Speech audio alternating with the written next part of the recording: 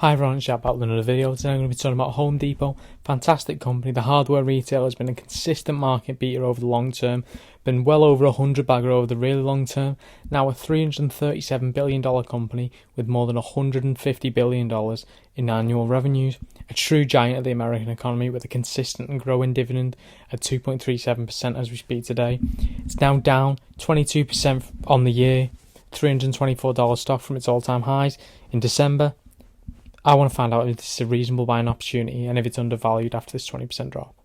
To my knowledge, Home Depot is solely in North America with stores mainly in the US but also in Canada and Mexico, and they have a huge market share there. As of their own calculations, 17% market share, 83% for others, with one of those key ones being Lowe's, of course. So there is formidable competition here. But Home Depot has consistently been the market leader here for a long time, and it doesn't look like changing anytime soon. They see a total addressable market of more than $900 billion, with that roughly split half and half between the consumer and the pro market. And of course, these are only estimations, it could be much larger. Current year revenues of $150 billion, so there's clearly gains to be made here, and I'm really excited about the size of this total addressable market. There's a long runway for growth. Taking a look at some balance sheet and profitability metrics, the cash to debt ratio here looks pretty bad actually at 0.05. In truth, the company has around $2.3 billion in cash on the balance sheet compared to $46 billion in debt. This is not atypical for a retail company. They can be very cash light, wafer thin margins and all that. And compared to the $337 billion market cap, $46 billion in debt is not so concerning to me. I would like to see more cash on the balance sheet in the future as a precaution, of course. But debt to EBITDA is pretty strong at 1.78, so the debt is fairly well covered. The company's been assigned an Altman score of 5.96, indicating that this is not a company at immediate risk of financial default. The profitability metrics, on the other hand, are near best in class for a retail company. As I mentioned, often run on wafer thin margins. That's absolutely not the case here. Operating margin of 15.24% and net margin of 10.87% are both absolutely outstanding. 10.8 cents for every dollar of revenue goes straight into Home Depot's back pocket, and is for the most part returns to shareholders actually. Return on equity is absolutely nonsense here, so I won't pay attention to that. Return on assets is very strong. I would expect 5 to 15% for a company like this at this scale of maturity. 22.9% is absolutely outstanding. Another extremely impressive metric for Home Depot is return on invested capital, which is 35%, a truly outstanding number for a company of this scale of maturity. I don't know where they're investing their capital, but they're doing such a tremendous job in doing this. They barely open any stores. Really excellent job from management, and that is one of the outstanding signs for this company is the management is just first class. They have a plan, they execute it, and they know what they want from this. Truly outstanding. I love the profitability for metrics for this company. Looking at some basic valuation metrics, price to earnings ratio, of course, the one that jumps off the page here. Price to earnings ratio of 20. Actually pretty reasonable for Home Depot's long-term averages. Doesn't look like that for the industry versus history, but this is right around the midpoint of where Home Depot trades. It typically trades at a premium to the S&P. This is actually below the current S&P 500 average. Significantly decline of 20 or so percent has caused some multiple compression. So I'm certainly liking the PE. I'm liking the valuation of this low PE, and I'm seeing some opportunity here. Of course, the S&P is at elevated values rather than Home Depot being at severely low values. But having said that, when is the S&P going to come down in value? Who knows? I'm not really interested in time the market here. I'm interested in buying a good company that is seem a fair valuation here as far as PE concerned. Also looking at the PEG ratio, 1.57 is not absolutely dirt cheap, but in the range of 1 to 1.2 is acceptable in my opinion and indicates a degree of fair valuation. Price free cash flow 24.53, not super cheap but reasonable. Again, I'm building the story here that I think this is a company that has a degree of fair valuation to it. The price you should pay for any business is the sum of its future cash flow discounted to the present to create a fair valuation. For this case, I'm doing a DCF based on free cash flows. This is my conservative estimation for future free cash flow growth. The 10 and 5 year averages are 16% free cash flow growth, which are both excellent. For this calculation, I just want to work out exactly what the fair value is. 12.3, I think, is actually right about where Home Depot is going to perform for the next 10 years.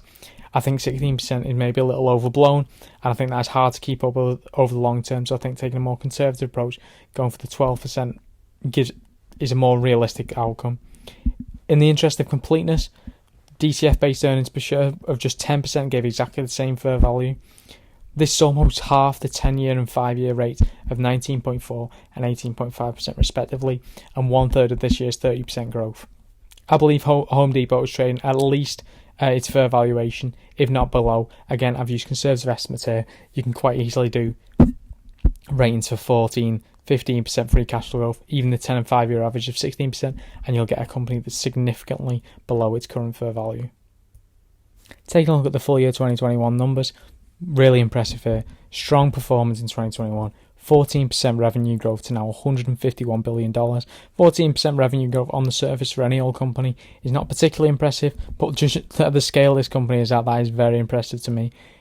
Comp sales grew 11.4%, again, excellent at this scale. Diluted earnings per share up 30%, again, excellent at this scale. What has really impressed me is the online growth. 100% digital sales growth on a 2-year basis, with now 55% of those online orders fulfilled through a store.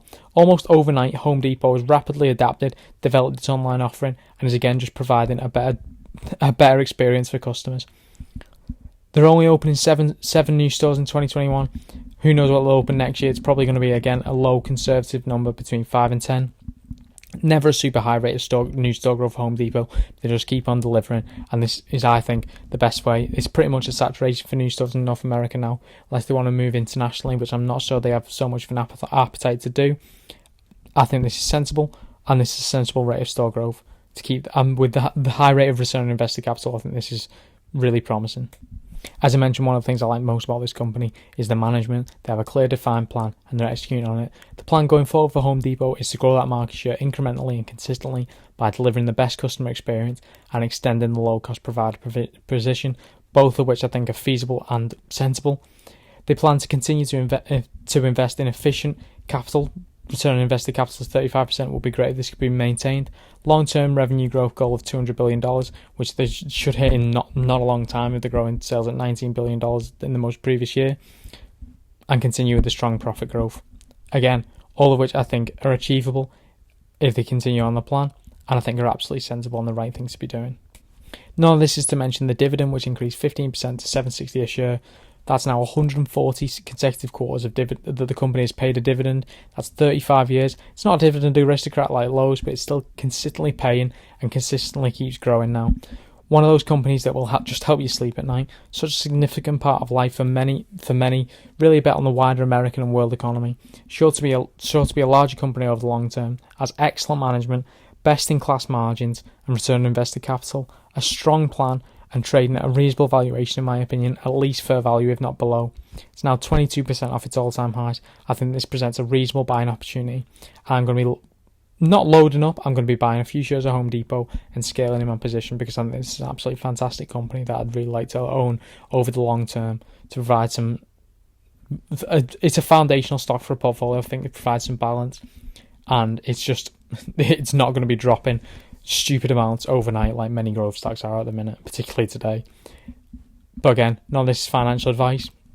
If you want financial advice, speak to a registered financial advisor, and of course do your own research and due diligence.